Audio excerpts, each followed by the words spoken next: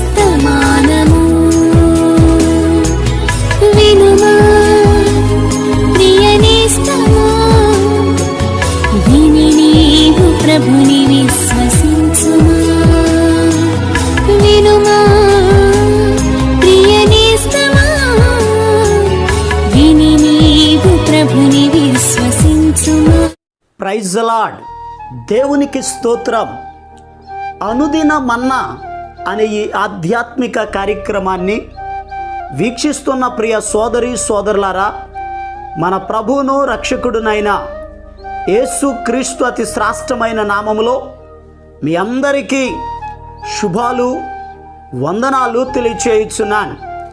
ఈ శ్రేష్టమైన సమయంలో దేవుని పరిశుద్ధ గ్రంథంలో నుండి కీర్తనల గ్రంథం 119వ కీర్తన 56వ వచనం, నీ ఉపదేశమును అనుసరించి నడుచుకొనుచున్నాను, ఇదే నాకు వరముగా దయచేయబడి ఉన్నది.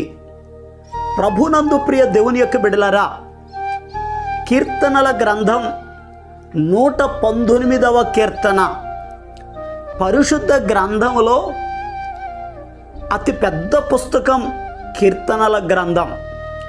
ఈ కీర్తనల గ్రంథములో అతిపెద్ద అధ్యాయం 119వ కీర్తన. ఈ 119వ కీర్తనలో 56వ చరణములో కీర్తనాకారుడు ఒక అద్భుతమైన విషయాన్ని తెలియపరుస్తున్నారు. నేను నీ ఉపదేశాన్ని అనుసరించి నడుచుకుంటున్నాను. ఈ ఉపదేశము నాకు అనుగ్రహించబడడం ఇది నా జీవితంలో ఒక గొప్ప వరముగా నాకు దయచేయబడి ఉన్నది అని అన్నారు. నిజమే, ఈ భూలోకంలో ప్రతి వ్యక్తి కూడా దేవుని ఉపదేశమును అనుసరించాలి. ఉపదేశము అనగా బోధ లేక దేవుని యొక్క మాట. ఈ భూలోకంలో ఉన్న ప్రతి వ్యక్తి దేవుని మాటను అనుసరించాలి, దేవుని ఆజ్ఞలను గైకొనాలి, ఆయన ఉపదేశమునకు లోబడాలి. అలా లోబడితే, అనుసరిస్తే వచ్చే మేలేమిటో ఈ సమయం అందు జాగ్రత్తగా ధ్యానం చేద్దాం.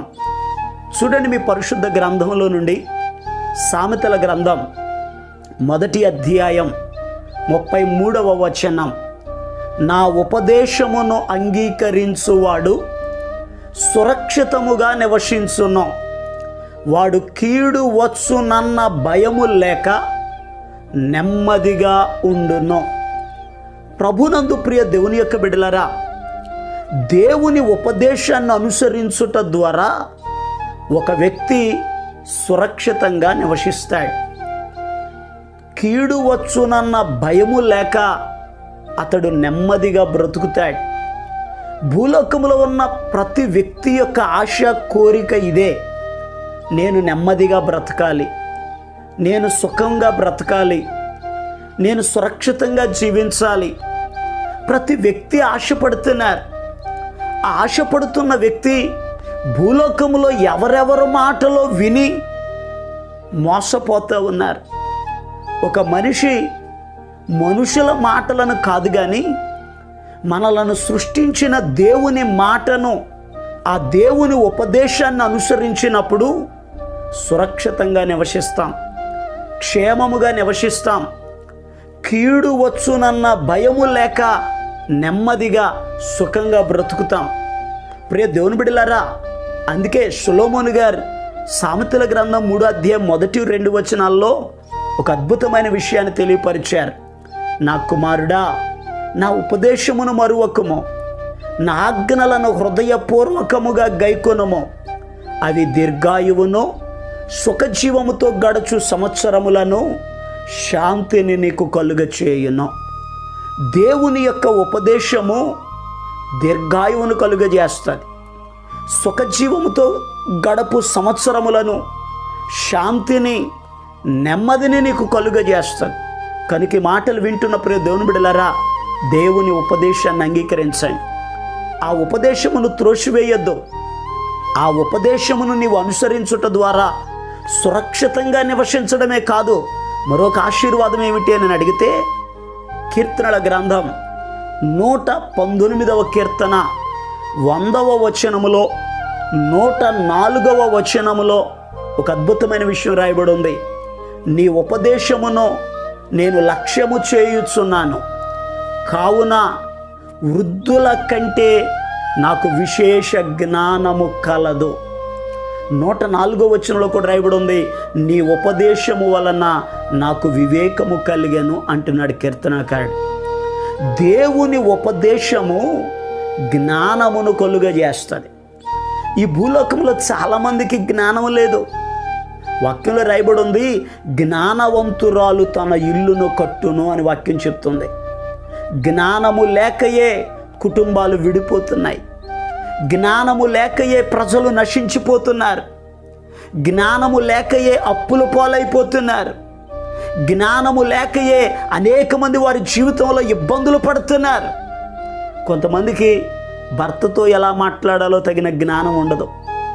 బిడలను ఎలా పెంచాలో జ్ఞానం ఉండదు. సమాజంలో చుట్టుప్రక్కల వారితో ఎలా మాట్లాడాలో జ్ఞానం ఉండదు. బంధువులను ఎలా గౌరవించాలో కొంతమందికి జ్ఞానం ఉండదు. సంఘములో కూడా సేవకునితో కానీ తోటి విశ్వాసులతో కానీ ఎలా మెలగాలో ఎలా మాట్లాడాలో జ్ఞానం ఉండదు. జ్ఞానము లేకయే చాలామంది నశించిపోతున్నారు. ప్రియ దేవుని బిడ్డలారా, జ్ఞానం ఎలా కలుగుతుంది? దేవుని వాక్యము మనకు జ్ఞానాన్ని కలుగజేస్తుంది. మీలో ఎవనికైనానో జ్ఞానము కొదువుగా ఉన్న ఎడల అతడు దేవుని అడుగవలెనని వాక్యం చెప్తుంది. జ్ఞానము దేవుని దగ్గర ఉంది. అందుకే అపోస్తులైన పౌలు గారు కొలస్సీ సంఘముతో అంటారు, బుద్ధి జ్ఞానము సర్వ సంపదలు ఆయన యందే గుప్తములై ఉన్నవి అని వాక్యంలో రాయబడి ఉంది. జ్ఞానం ఇచ్చేవాడు ఆయన. ప్రియ దేవుని బిడ్డలారా, దేవుని యొక్క ఉపదేశమును మనం అనుసరించినప్పుడు, అంగీకరించినప్పుడు మనకు జ్ఞానము కలుగుతుంది. మరి ఇంకొక మాటను జాగ్రత్తగా ధ్యానం చేద్దాం. సామెతల గ్రంథం 4వ అధ్యాయం 13వ వచనంలో రాయబడి ఉంది, ఉపదేశమును విడిచిపెట్టక దానిని గట్టిగా పట్టుకొనుము, అది నీకు జీవము గనుక దాన్ని పొందియుండుము అని వాక్యంలో రాయబడి ఉంది. ఉపదేశమును అనుసరించుట ద్వారా జీవములో ప్రవేశిస్తాం, జీవం కలుగుతుంది. ఈ భూలోకంలో ఉన్న ప్రతి వ్యక్తికి ఆశే నిత్య జీవంలో ప్రవేశించాలి అని. నిత్య జీవములో మనం ప్రవేశించాలి అని అంటే దేవుని ఉపదేశమును అంగీకరించాలి. దేవుని మాటే మనలను పరలోకానికి చేరుస్తుంది. యేసు ప్రభు చెప్పారు, నా మాట విని నన్ను పంపిన వాని యందు విశ్వాసముంచువాడు నిత్య జీవములో ప్రవేశించునని ప్రభు సెలవిచ్చారు. ఈరోజు ఈ మాటలు వింటున్న ప్రియ దేవుని బిడ్డలారా, జీవములో ప్రవేశింపగోరిన ఎడల దేవుని ఉపదేశాన్ని అనుసరించాలి. పరిశుద్ధ గ్రంథంలో యేసు ప్రభు ఈ భూలోకంలో సంచరించుచున్న దినాలలో ఒక యవనస్తుడు పరుగెత్తుకుంటూ యేసయ్య దగ్గరికి వచ్చారు. బోధకుడా, నిత్య జీవంలో ప్రవేశించాలంటే నేనే మంచి కార్యం చేయాలో చెప్పు అని అన్నారు. యేసయ్య చెప్పారు, నువ్వు జీవములో ప్రవేశింపగోరిన ఎడల ఆజ్ఞలను పాటించు. అనగా దేవుని మాటకు లోబడు, దేవుని ఉపదేశాన్ని అనుసరించు, నువ్వు పరలోక రాజ్యంలో ప్రవేశిస్తావని అన్నారు. దేవుని మాట పరలోకానికి తీసుకొని వెళుతుంది. ఈ పునరుత్థాన దినమందు ప్రియ దేవుని బిడ్డలారా, దేవుని సన్నిధిలోనికి వెళ్ళండి. ఆయన సన్నిధిలో ఆయన ఆరాధించండి. ఆయన ఉపదేశమును అంగీకరించండి. ఆయన ఉపదేశమును జాగ్రత్తగా గైకొనండి. ఈ ఉపదేశము నీకు క్షేమాన్ని కలిగిస్తుంది. ఈ ఉపదేశము నీకు జ్ఞానాన్ని అనుగ్రహిస్తుంది. ఈ ఉపదేశము నిత్య జీవానికి నడిపిస్తుంది. ఈ ఉపదేశమే నీ సర్వ శరీరమునకు ఆరోగ్యమును కలుగజేస్తుంది. అందుకే కీర్తనకారుడు అంటారు, నీ వాక్యము నన్ను బ్రతికించెను. వాక్యము బ్రతికించేది. వాక్యము సర్వ శరీరానికి ఆరోగ్యాన్ని ఇచ్చేది. కనుక ఈ ఉపదేశాన్ని పాటించుదాం, అనుసరిద్దాం, గైకొందాం, ప్రభు ఇచ్చే ఆశీర్వాదాలు పొందుకుందాం. దేవుడి మాటలను మన వెనుకడులు ఆశీర్వదించునుగాక. ఆమేన్. ప్రార్థన చేస్తాను. తల వంచండి, కళ్ళు మూసుకోనండి, ప్రార్థనలు ఏకీభవించండి. మహాపరిశుద్ధుడును ప్రేమ కలిగిన మా పరమ తండ్రి, నీకు వందనాలయ్యా. అయా నీ బిడ్డలను మీరు దీవించండి, ఆశీర్వదించండి. భక్తుడు నీ ఉపదేశమును అనుసరించిన రీతిగా నీ బిడ్డలు కూడా అయా నీ ఉపదేశమును అనుసరించేవారిగా, గైకొనేవారిగా, పాటించేవారిగా అయా నీ ఉపదేశమును అనుసరించుట ద్వారా క్షేమాన్ని అనుగ్రహిస్తానన్నావు. అయా ప్రతి కుటుంబానికి క్షేమము కలుగునుగాక, ప్రతి అపాయము నుండి, కీడు నుండి తప్పించండి, బలహీనులను మీరు బాగు చేయండి. యేసు నామములో నీ బిడ్డలు ఆశీర్వదించబడుదురుగాక ఆజ్ఞాపిస్తున్నాను. నీ కార్యములు నీ బిడ్డల జీవితాల్లో జరిగించి మేలు చేసి మీరు మహిమ పొందుకొనమని యేసు క్రీస్తు అతి పరిశుద్ధమైన నామం పేరట ప్రార్థన చేసి అడిగి పొందుకొని ఉన్నాము తండ్రి, ఆమేన్. మన ప్రభు అయిన యేసు క్రీస్తు కృప మీకు తోడుగా ఉండి నడిపించును గాక, ఆమేన్. ఈరోజు పుట్టినరోజు మరియు పెళ్లి రోజు జరుపుకుంటున్న వారికి సీసలి మన్నా చర్చి తరపున మా కుటుంబ పక్షముగా మీకు శుభాలు తెలియపరుస్తున్నాం. May God bless you. దేవుడు మీకు తోడుగా ఉండి మిమ్మల్ని ఆశీర్వదించునుగాక. దయచేసి గమనించండి, మీ కొరకును మీ కుటుంబం కొరకును దేవుడు మిమ్మలను అభివృద్ధి పరచాలని నిత్యము మేము ప్రార్థన చేస్తున్నాం. ఏమైనా ప్రార్థన అవసరతలు ఉన్న ఎడల ఈ స్క్రీన్ మీద కనబడుతున్న నెంబర్కి ఫోన్ చేసి తెలియపరచండి. ప్రియ దేవుని బిడ్డలారా, అనుదిన మన్నా అనే ఈ వర్తమానాలు మీ స్నేహితులకు, మీ బంధువులకు కూడా షేర్ చేయండి. మన్నా చర్చ్ సీసలి అనే ఈ యూట్యూబ్ ఛానల్ను సబ్స్క్రైబ్ చేయండి. అందరికీ వందనాలు.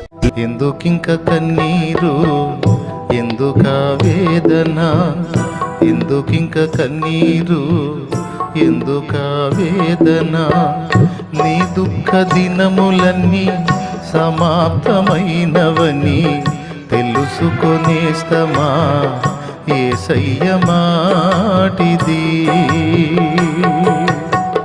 నీ దుఃఖ దినములన్నీ సమాప్తమైనవని తెలుసుకొనేస్తమా యేసయ్య మాటిది. ఎందుకింక కన్నీరు, ఎందుక వేదన.